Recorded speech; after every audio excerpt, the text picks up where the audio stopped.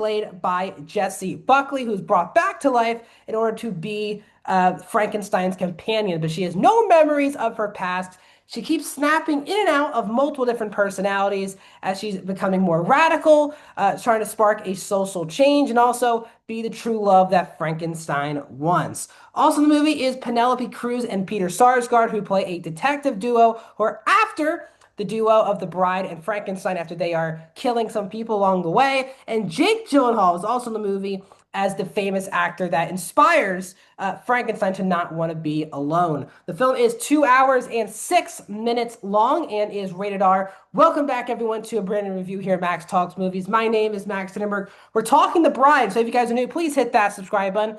Ring that bell so notified when my videos hit the channel. I do movie, TV show reviews, out-of-theater reactions, box office breakdown shows, award show videos, movie franchise rankings. I do it all. Subscribe, ring the bell. If you're new, comment down below. Have you seen The Bride? If you have, did you like it? Did you not like it? Was it too much for you? Did it work for you? Do you like this better than The Lost Daughter? Love to hear your thoughts down in the comment section down below. And also, guys, please hit that thumbs up button. So I was really excited for The Bride. Loved the trailers. I did, if I'm not mistaken, I did do a review of The Lost Daughter here on this channel, Maggie Gyllenhaal's first directorial feature. And I was a big fan of The Lost Daughter. Really thought it was an excellent movie. So I was excited for her next venture to be kind of the polar opposite of The Lost Daughter. Has two of our best working actors today in the leading roles. So I was very excited. And I said this in my At a Theater reaction, but this movie is not going to be for everyone. I think there are going to be a lot of people out there who, if it's made for them, are going to absolutely eat this movie up and love it. And if it's not on the same wavelength as you, I think you might find this to be one of your least favorite experiences in a movie all year, because this movie is unabashedly in your face and out there and weird and quirky and doing a lot of things.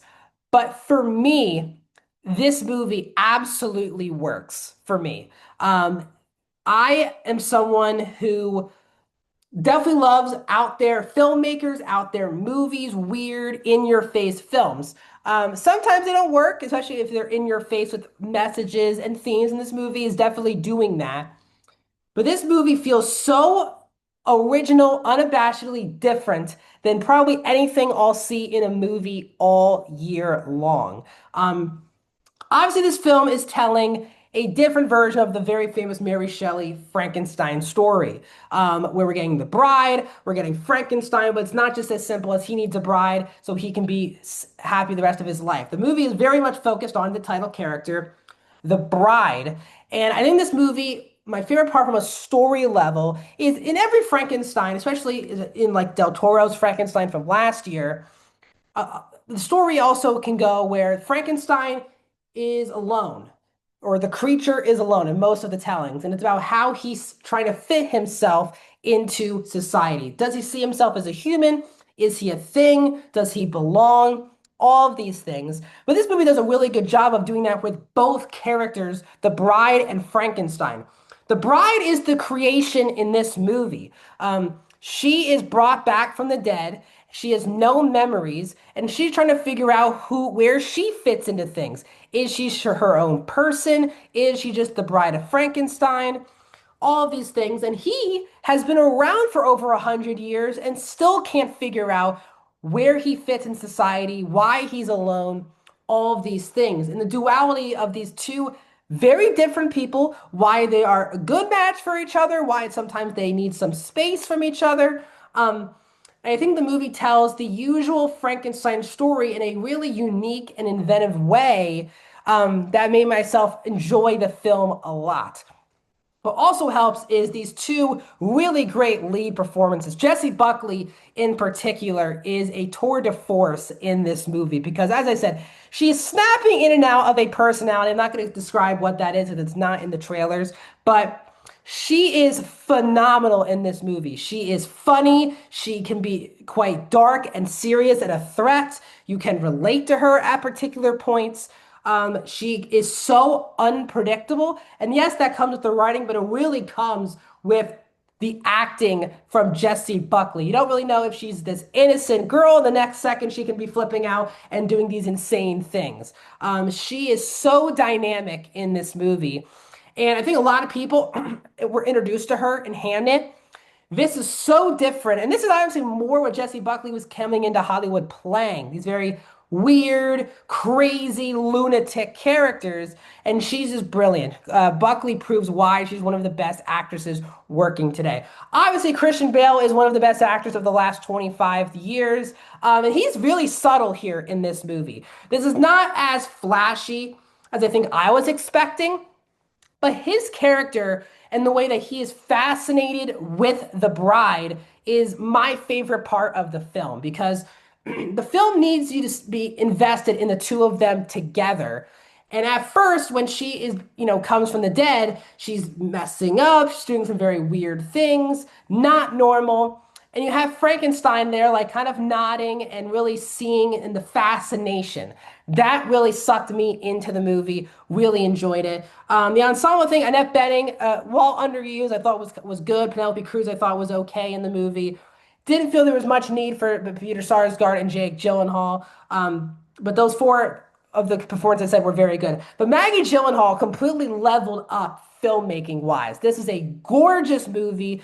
Is a gorgeous movie with amazing production design.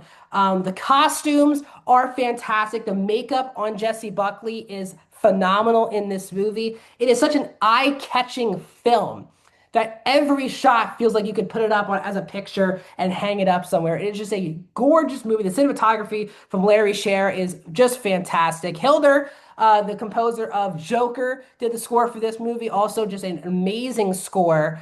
I think the movie does balance tone very well. It can be dark, it can be serious, it can be a dark comedy.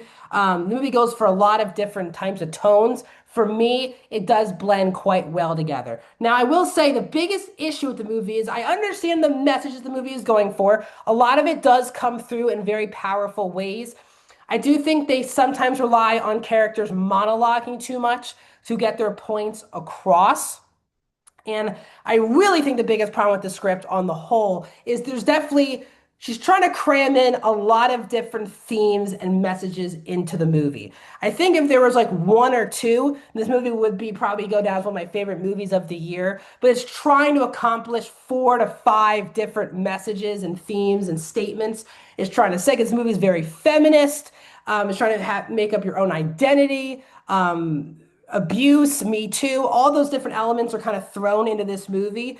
And I do think this film, from a script and a story perspective, definitely feels overcrowded. There's also like a crime element of the movie, which I thought was very forced and tacked on. So I think at times the movie is a bit overly ambitious and doesn't all the way come together. But I do want to say this is a bold film that I absolutely enjoyed. 2 fantastic lead performances, gorgeous cinematography, production design, costumes, all of those things. I'm going to be much higher on this movie than most people, but I had such a good time with The Bride. I'm giving it a 4 out of 5 stars, guys. I am going 76% for The Bride. What are your guys' thoughts on this movie? Let me know down in the comments. Like this video, subscribe to my YouTube channel, and I'll see you guys in another video very soon.